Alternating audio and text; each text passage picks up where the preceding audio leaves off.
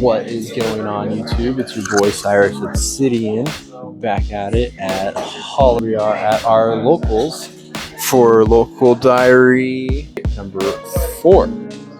We are going back in playing Draco Slayers, currently in round 1 right now.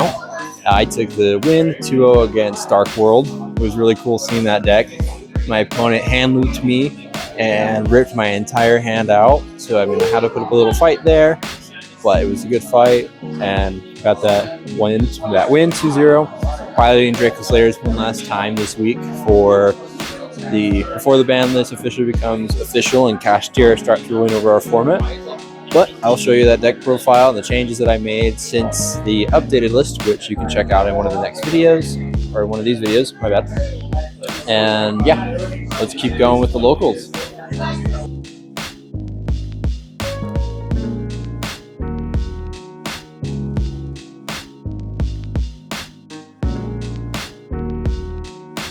What's going on? Round 2 at Holiday. Went up against this great man right here.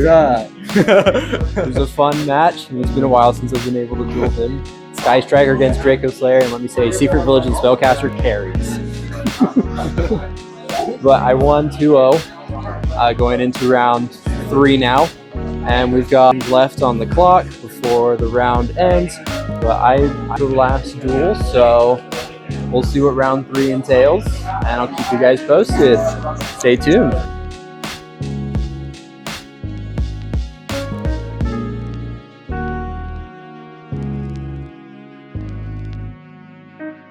Yes! Well, round 3, I played against Flunderies. I unfortunately lost. They did here. Oh, whoops. Here are the standings right now.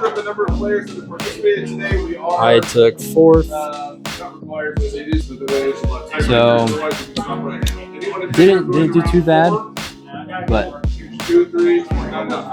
it did pretty good. I'll give you the updated profile against Flunderies. I decided out the wrong card. Should have kept Zombie World in my deck, but I pulled it out and placed something else, and that unfortunately did kill me.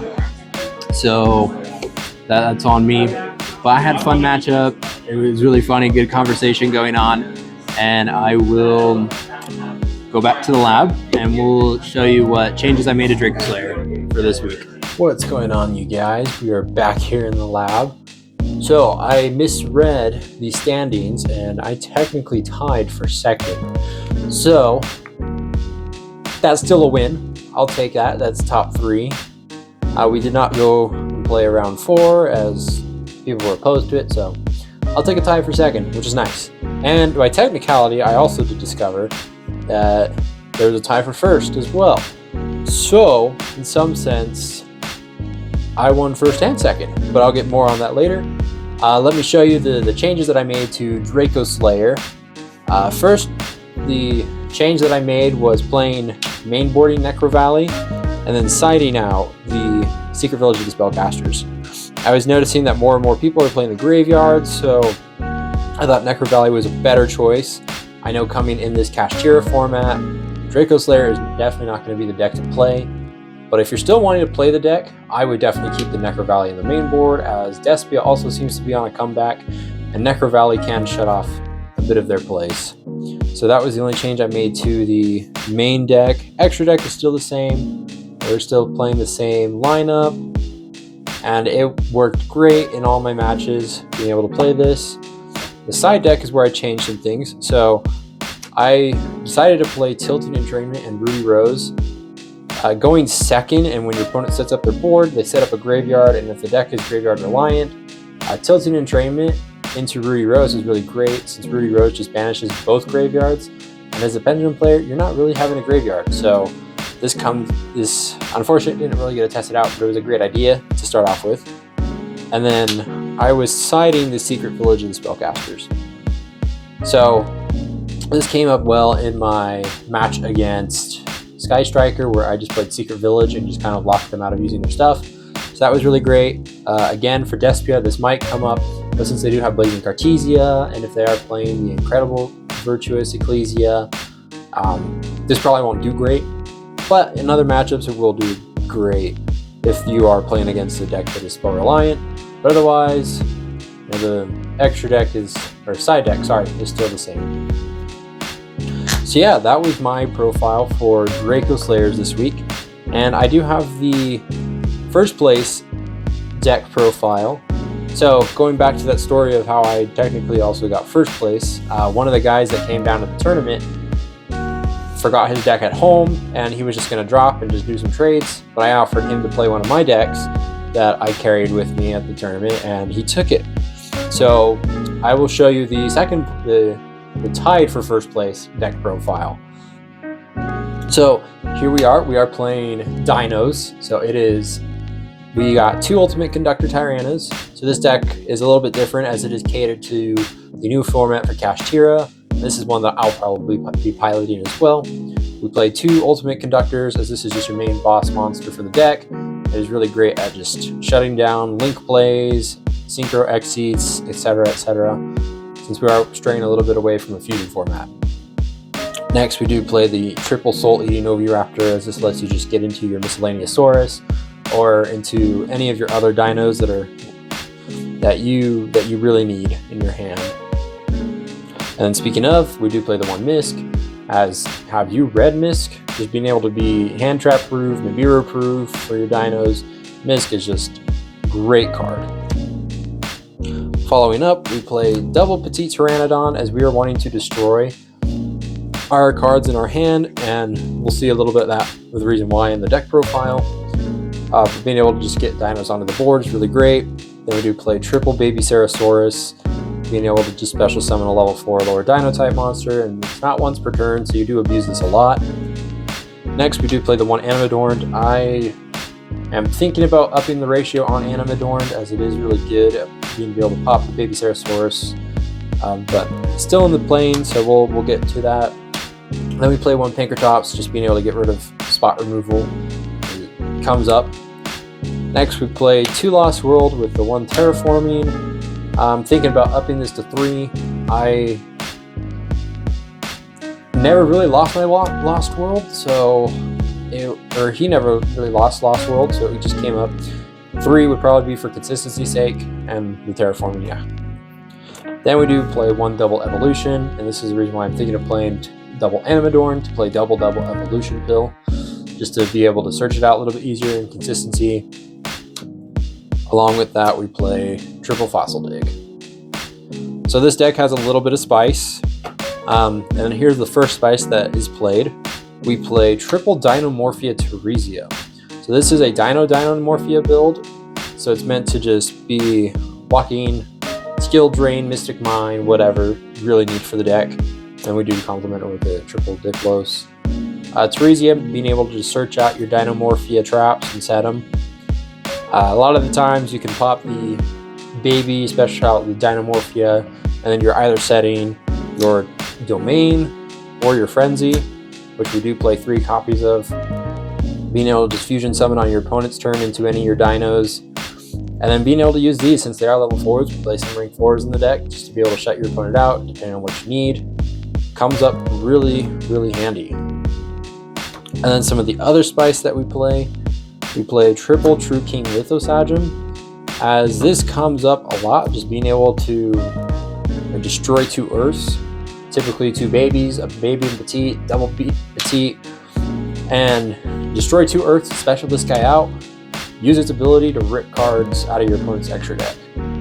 Just being able to banish those cards that they really need, whether it's Kashtira, Despia, being able to banish those, comes up, and you're also learning what your opponent's playing, so that can be really handy. Then we play 1 Doodle Stego, 1 Doodle Book I am considering dropping this from the build. It's just kind of an extender, but it also just kind of got in the way a lot. Yeah. And then the last piece, triple Book of Eclipse. As Book of Eclipse is going to be a really good card in this format, especially for Ultimate Conductor. Since Ultimate Conductor has his own effect to really just Book of Moon your opponent's crap, Book of Eclipse can also do the same thing. Just flip them down at the defense, you pop off, get Ultimate Conductor, and just clear the board and go for game from there. Which for the guy that was piloting this deck today, he said that he really liked, and it came up a bit. Next, for the extra deck, we do play double Dynamorphia Rex Term, double Dynamorphia Kentragina, and then double Dynamorphia Stealth Bergia. Bergia is really in here just to pitch off a Frenzy, and then Kentragina is your go-to off of Frenzy or Domain. But your real one that you're wanting to get into is a Rex Term, as Rex Term, which is pretty much is a Mystic Mine for your opponent, where your opponent cannot activate the effects of monsters they control that have attack greater than or equal to your life points. So if the effect of Special Summon is a thing, that's totally fine. But right as soon as that monster hits the field, if its attack is less than your life points, they cannot activate that effect.